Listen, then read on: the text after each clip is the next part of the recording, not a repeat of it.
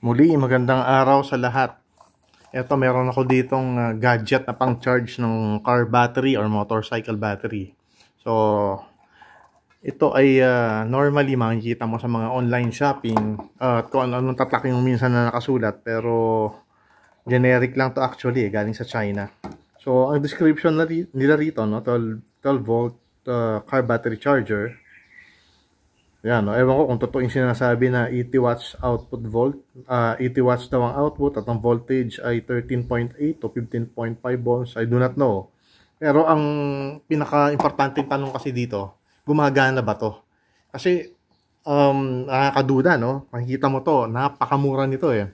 From as low as around 350 pesos, makakakuha ka na ng ganitong klase ng charger. At umorder ako, sinubukan ko, no? Ito, ilang beses ko na rin naman nagamit.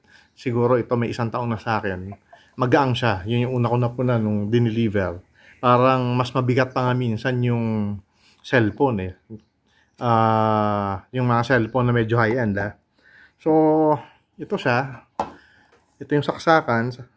At ito naman yung terminals, yung jumper. Actually, hindi jumper, kable, terminal cables para dun sa baterya. So, pula sa positive, itim sa negative. So, hindi na ako magpapaligoy-ligoy pa. Sasabihin ko sa inyo, gumagana to. Huwag kayong matakot bumili nito. So, ilang beses na ako nakapag-charge ng baterya ng kotse ko. 12 volts yung baterya ng kotse. Ang size ng battery ko para doon sa kotse ko, yung NS60 or 1SN. Nacha-charge na yung kaya niya. At meron siyang ito yung mga nakalagay, multiple protection. Winter and summer, ang ibig lang sabihin noon, meron siyang automatic selection.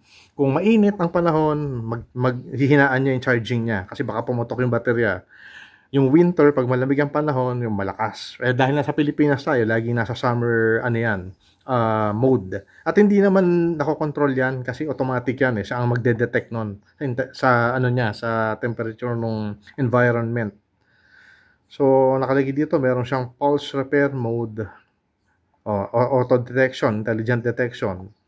So, mode selection. Yung mode selection, pag pinindot mo to, lalabas kung pag pinindot ko halimbawa, hindi kasi nakasaksak ngayon pag pinindot ko to, iilaw yan, motorcycle vehicle mode. So, ibig sabihin ko, i-charge kong baterya ay pang motorsiklo o pang kotse, doon siya. Pero kung ang sasakyan mo ay medyo advanced model na gumagamit ng mga gel type na battery, pipindot ka ng isa para doon mapunta.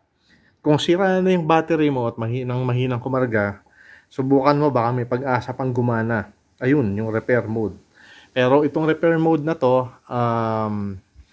abutin to ng from 15 to 20 hours.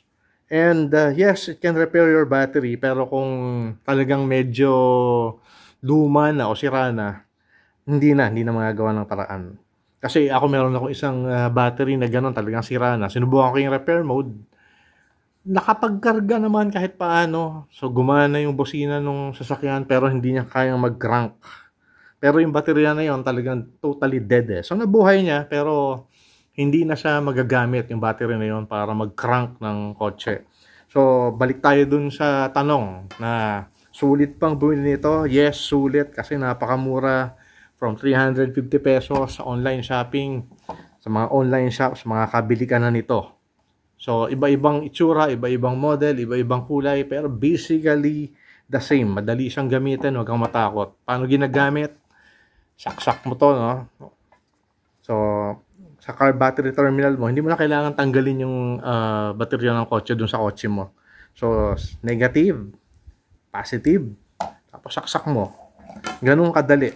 Tapos lalabas na dito yung information kung na nagcha-charge siya. At depende sa state ng charge ng battery mo, yung current charge, it can take around maybe 2 hours to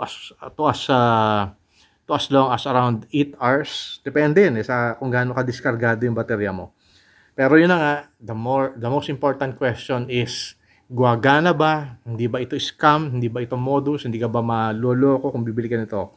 Ang sagot, ulitin ko, hindi okay bumili nito. So, thank you for watching.